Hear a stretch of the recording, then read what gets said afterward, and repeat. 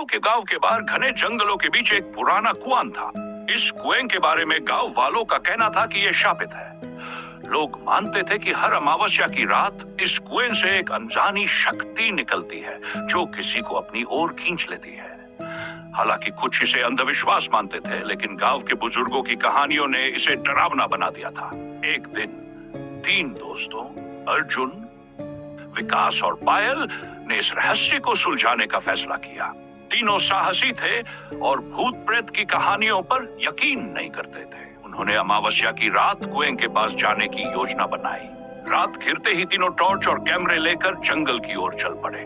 जंगल में अजीब सी खामोशी थी। हर कदम पर सूखी पत्तियों की चरमराहट उनके दिलों की धड़कनें तेज कर रही थी। जब वे कुएं के पास पहुंचे तो वहां घना धुंध छाया हुआ था। कुएं से ठंडी हवा निकल रही थी जो उनकी रीढ़ में सिहरन पैदा कर रही थी।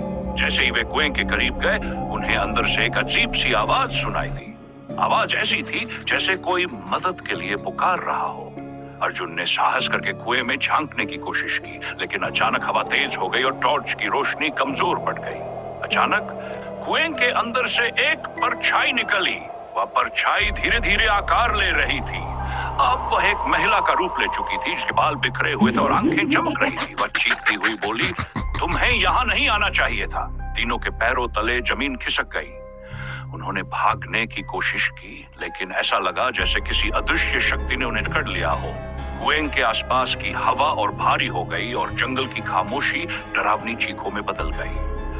सुबह गांव वालों को कुएं के पास अर्जुन, विकास और पायल के जूते मिले, लेकिन वे तीनों कभी नहीं मिले। लोग अब कहते हैं कि रात को कुएं के पास से गुजरते समय चीखने और रोने की आवाजें आती है।